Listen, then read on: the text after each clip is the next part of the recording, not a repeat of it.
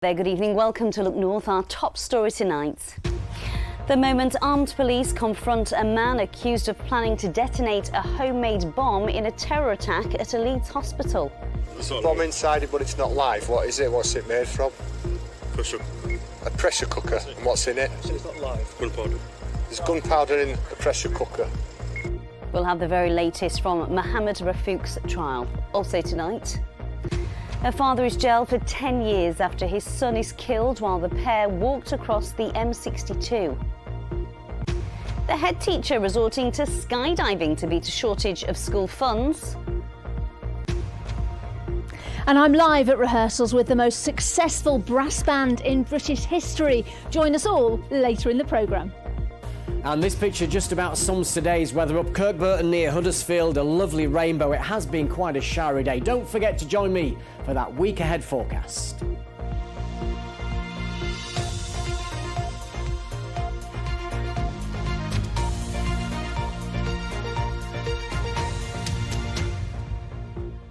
Hello, good evening. It's nice to be back with you tonight. A patient at St James's Hospital in Leeds has been describing how he talked a would-be bomber out of detonating a bomb at the hospital in January this year. Nathan Newby was giving evidence in the trial of Mohammed Farouk, who denies preparing acts of terrorism. Today, police released footage which shows the moment armed officers confronted Farouk and realised he was carrying the bomb. Kathy Killick reports from Sheffield Crown Court. The court has already heard that Nathan Newby's actions may have saved many lives. On that night in January, he noticed a man who seemed upset waiting outside St James's Hospital. Thinking he may have had some bad news, he decided to ask him if he was all right, and he started chatting to cheer him up. As the conversation went on, Mohammed Farouk told Mr Newby he'd worked at the hospital for 2 years but had lost everything and been stabbed in the back, and he wanted to get them back. Farouk kept looking at a bag beside him, and when Nathan Newby asked him what it was, he said, "It's just a bomb," and showed him, as if he was talking about a pair of trainers. He said he planned to detonate it in the hospital canteen. Eventually, Farouk gave Mr Newby his phone and asked him to call 999, saying he'd changed his mind.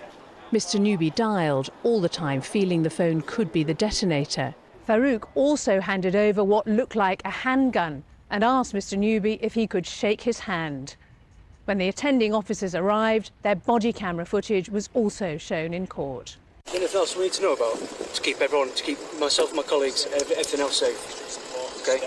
There's a bag there. It's got a bomb in it. What's in it? There's a bomb inside. There's a bomb inside But it? it's not live. It's not live. It's not what? There's It's a bomb inside it, but it's not live. What is it? What's it made from? Pressure cooker. A pressure cooker. And what's in it? So it's not live. Gunpowder. There's gunpowder in a pressure cooker. So it's pressure cooker with gunpowder inside it. This is what? It's a pressure cooker that's filled with gunpowder, apparently. Mohammed Farouk admits possessing a pressure cooker bomb with intent to endanger life, but he denies preparing acts of terrorism. The trial continues. Kathy Killick, BBC Look North, Sheffield Crown Court. Next tonight, a father from Leeds has been jailed for 10 years for the manslaughter of his 12-year-old son who was hit by a car as the pair tried to cross the M62. Matthew Rycroft had been drinking before he crashed his car on the motorway. His son Callum was then hit and killed by another vehicle. Corinne Wheatley joins me now with some more details. Just remind us what happened that night, Corinne. Yes, Amy, this happened on Saturday, the 5th of August this year. Matthew Rycroft, who's 36, had been drinking during the day. He'd been to see his parents in Huddersfield with his son Callum. Now, Matthew Rycroft's dad had urged him not to drive home, and his parents also rang him to tell him to pull over. And it was during that conversation that Callum could be heard in the background saying, "Dad won't stop." Now, Rycroft was seen driving erratically. At about 9:30 at night, he swerved across lanes on the M62 and hit a crash barrier. He managed to get off the motorway to the services but flipped the car on the slip road. Now we know that Callum, who was 12, called his mum and 999, but his dad told him to end the call. A short while later, the pair were seen crossing the motorway to the central reservation, and then for some unknown reason they crossed back again. Now Rycroft got to the hard shoulder and carried on walking without looking back, but Callum was hit and killed by another vehicle. Now, Rycroft was found later hiding in the bushes by the fire service. He didn't ask where his son was or mention him. He pleaded guilty to manslaughter at an earlier hearing in September, and today he was sentenced to 10 years in prison. The judge told him that he'd abandoned his son. Such a tragic case is this, and Callum's mum did make a statement, didn't she? What did she say? Yeah, Claire Bancroft said in her victim impact statement, Callum was with someone who he trusted the most, someone who should have kept him safe and brought him home. She also talked about the special bond that she had with Callum, who was born with spina bifida and had autism. Talking about Matthew Rycroft, Callum's dad, she said he's torn the family apart. He's hurt a lot of people, but mostly he's let Callum down, all because of his selfishness. She said Callum had had a bright future ahead of him, that he loved life and that he was loved by everyone. So very sad. Corinne, thank you. Some of the day's other news now, and a rucksack filled with weapons has been shown to a jury at the inquest into the death of Chesterfield woman Gracie Spinks. The brown backpack, which contained knives, an axe, Viagra tablets and a handwritten note saying "do not lie," was discovered by a member of the public on a farm track in May 2021, 6 weeks before Gracie Spinks was stabbed to death in Duckmanton by Michael Sellers while she was tending to her horse. The inquest continues. Protests have been taking place today at some Asda supermarkets in Leeds, York and Sheffield over what the GMB union calls unequal pay. What do we want? Equal pay! When do we want it? Now! The union says there's too much of a gap between the earnings of the distribution centre staff, who are mainly men, and the retail workers, who are mainly women. But Asda says those two sectors are very different, with their own skill sets and rates of pay.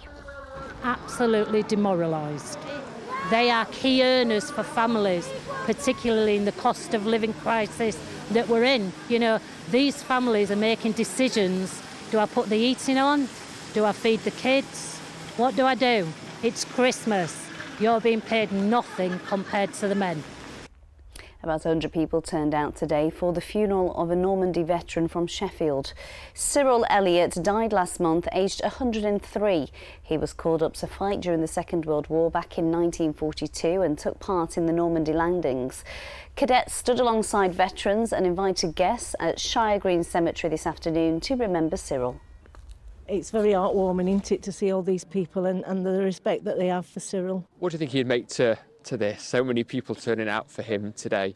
I know exactly what he'd say, do all these people know me? I don't know them. Because he'd be humbled, he'd be saying, why have they come for me? That's what he'd be saying, because he was just so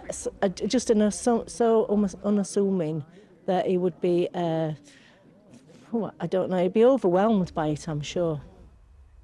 You're watching Monday's Look North, still to come on tonight's programme. The entire hockey family will dearly miss Adam, and we will never, ever forget him. A vigil in Sheffield in tribute to ice hockey player Adam Johnson.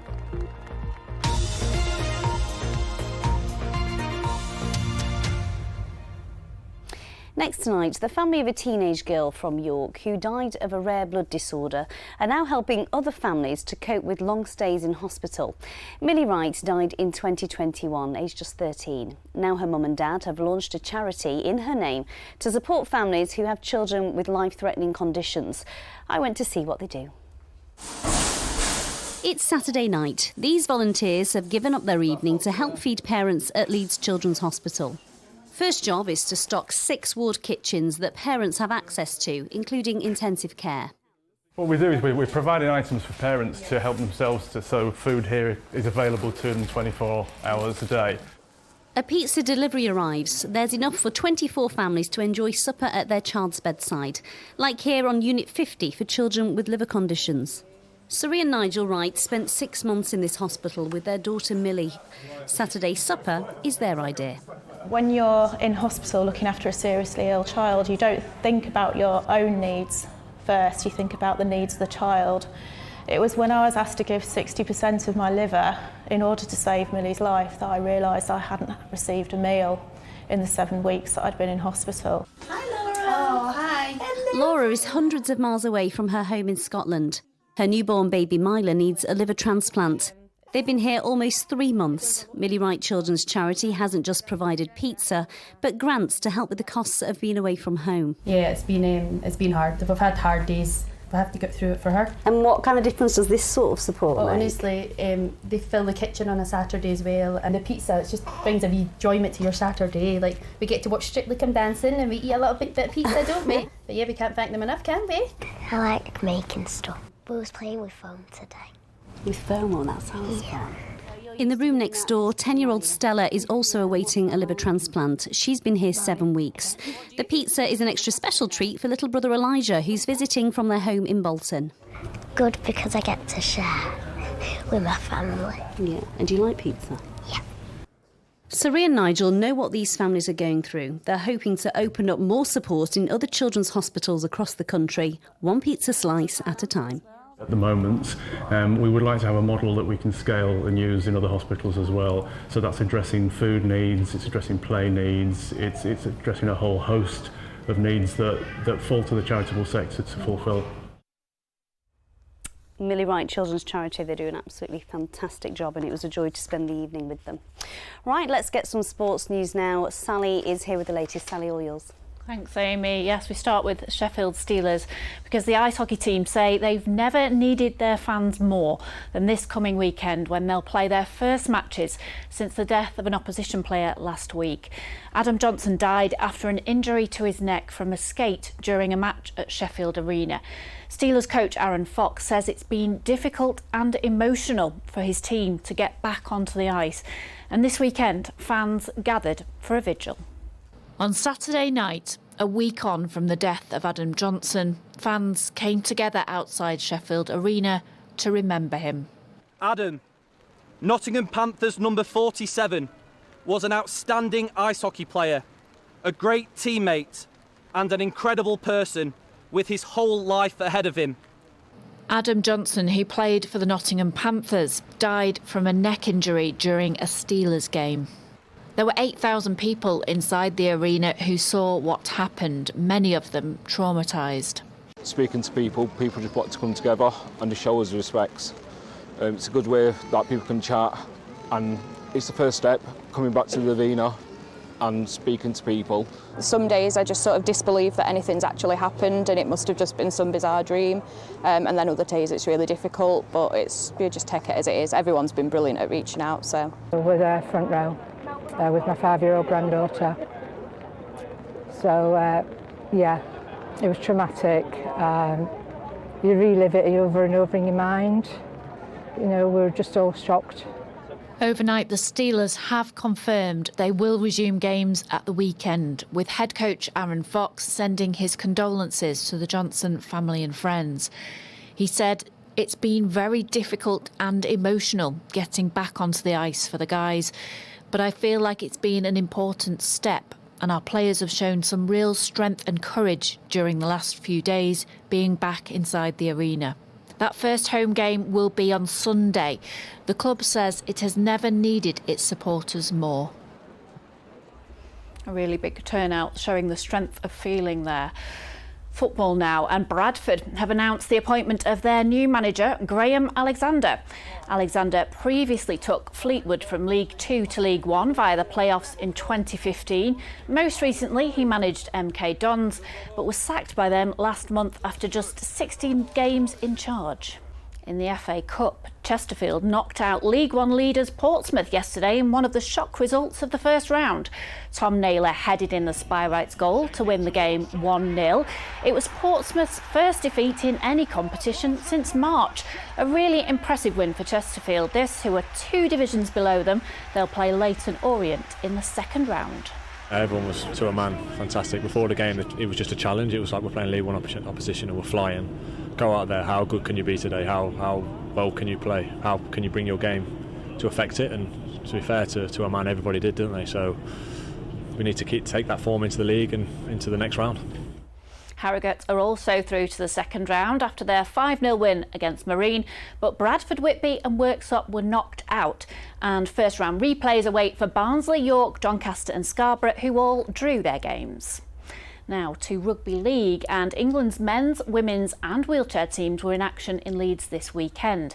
It was a clean sweep for the men against Tonga, winning all 3 of their games in the series. And Harry Newman, who also plays for Leeds Rhinos, made a great start to his England career, including making this catch to score a try, helping the team to a 26-4 victory. And it was a decisive victory for England's women, 60-0 over Wales. Amy Hardcastle, on her home ground at Headingley, scored the first 2 tries of the game and was named player of the match. But England's wheelchair team, facing France at the Leeds Arena, just left themselves too much to do after a lacklustre first half, losing to their World Cup rivals by 34 points to 43. And that's your sport for now. Sally, thank you very much. Now, a head teacher from a school in Home Firth who says funding shortages are impacting education has taken an unusual approach in raising money. Reverend Evelyn Barrow has raised thousands of pounds to help pay for equipment by doing a skydive. There she goes, gosh, rather her than me. But whilst her bravery and can-do attitude has provided a great lesson for her students, she says funding does need to change. Beth Parsons has the story. Little bit nervous, got a few butterflies. Reverend Evelyn Barrow, the head teacher at Newmill Infant and Junior School in Home Firth, says schools are facing rising costs and there's no endless pot of money. So she's taking an unusual approach to tackle some of the shortfall. She's preparing for somewhat of a long fall.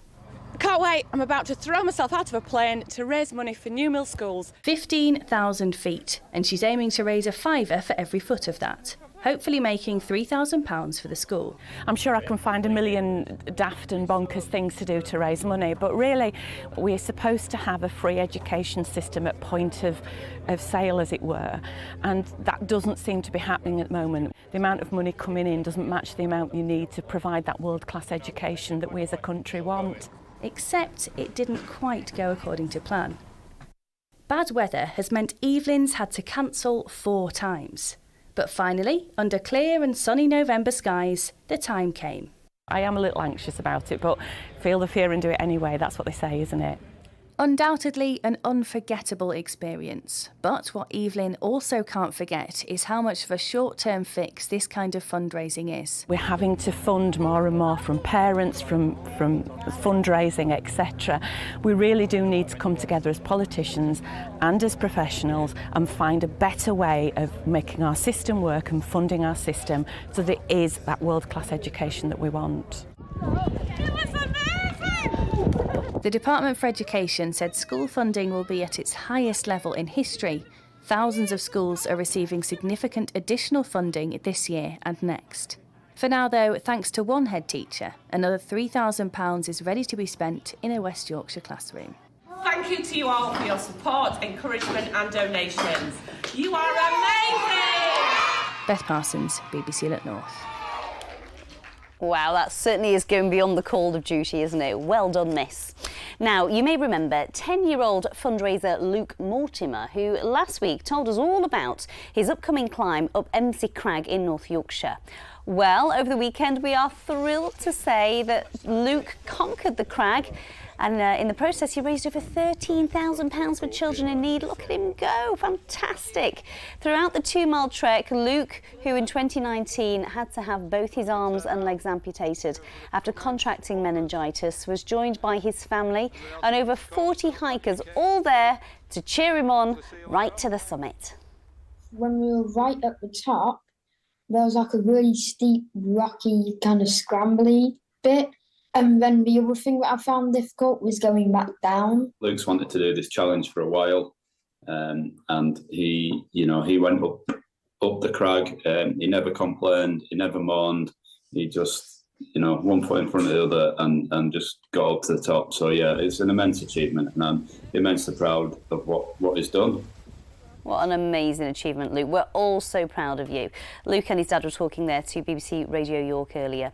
Now, if you are planning your own challenge for children in need, we want to hear from you. Here's Tom Ingle and Pudsey with all of the details. Kill Pudsey. You know who is on the way. Each year, your fundraising helps BBC Children in Need change young lives for the better. We'll be sharing some stories on Look North, and if you want to join in the fun this year, the Spot-tacular is on November the 17th. Let us know if you're up to anything by emailing look.north@bbc.co.uk. And who knows, Pudsey might put you in the picture. I've been doing my own little challenge for children in need. We'll tell you about that later on in the week. And now to Bradford, where one of the most renowned brass bands in the world was formed over 150 years ago. There they are, they're on both sides. The Black Dyke Band has done over 350 recordings and last month placed first in the National Brass Band Championships.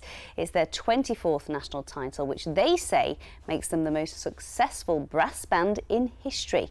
Now, we can cross live to their Monday night rehearsal where Olivia Richwald has been treated to her very own performance. Olivia, it's all yours.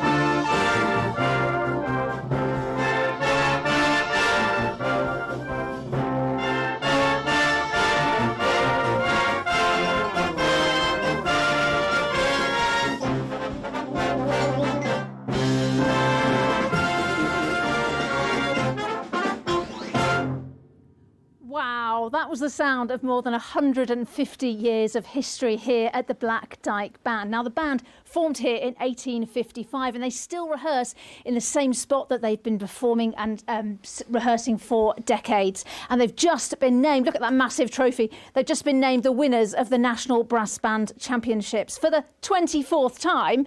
Nick, you are the musical director of the band. What does it mean for the 24th time? Oh, it's really special. With that sort of history, you can imagine we're proud of the past, but we know it's what we do in the future that's really going to count. And winning to that point, well, it gives you the bragging rights in Yorkshire as well. And you perform all around the world, don't you?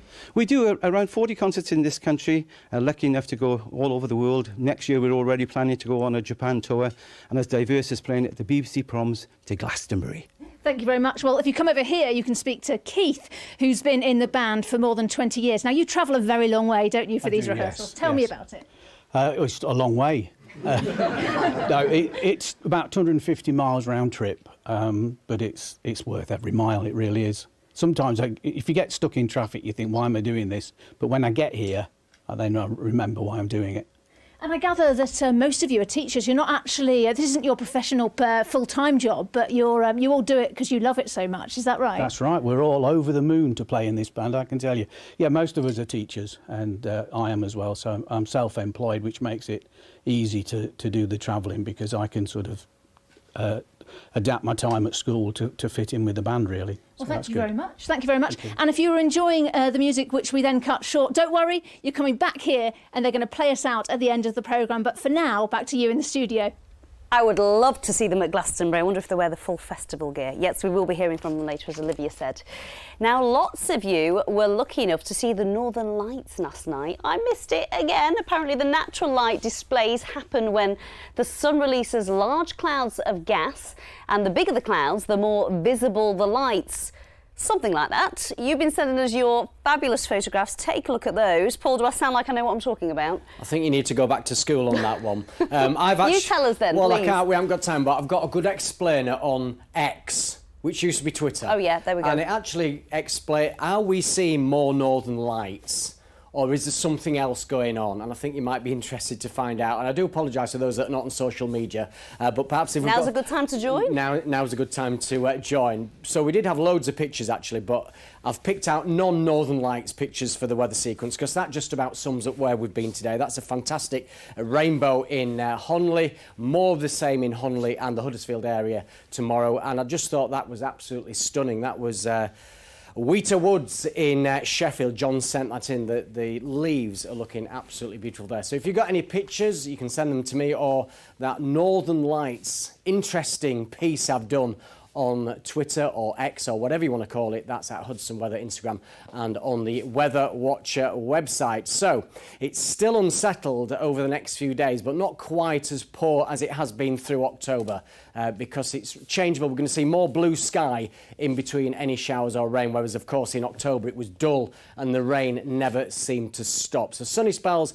and scattered showers tomorrow. This is the next weather system bringing some fairly heavy rain on Wednesday morning, clearing Wednesday afternoon, and then it's back to sunshine and scattered showers. But with a westerly, most of the showers are usually in the west. Eastern areas faring best of all. I think over the weekend it's more of the same, quite chilly with a touch of frost, but at least it will be bright during the day.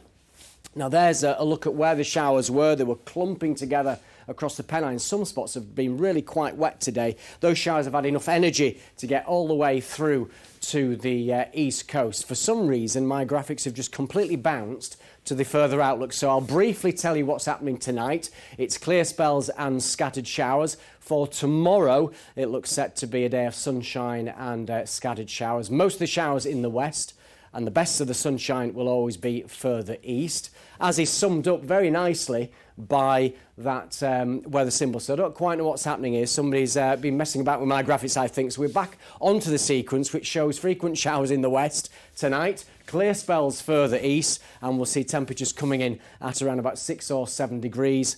And for the high water times, 12-14 in Scarborough. For tomorrow, as I've just said, it's sunshine and showers. Most of the showers in the west, the best of the sunshine further east. If you want a better forecast, I'll be back at 10:30. That's the forecast. Is that you and your faulty equipment again? I think it must be. It must we won't go there. We won't go there. That is it from us at 6:30. Tom's back with your late bulletin. We'll leave you with the wonderful sounds of the Black Dyke Band. Good night.